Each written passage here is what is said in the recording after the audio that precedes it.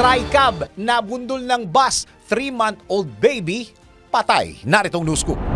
Dead on arrival ang isang 3-month-old na sanggol matapos masangkot sa aksidente sa kalsada kasama ang kanyang pamilya sa Lagindingan, Misamis Oriental. Ayon sa otoridad, pauwi na ang mga biktima galing sa simbahan sakay ng kanilang tri-cab nang mabundol sila ng isang pampasaherong bus na minamaneho ng isang Frederick Maglangit.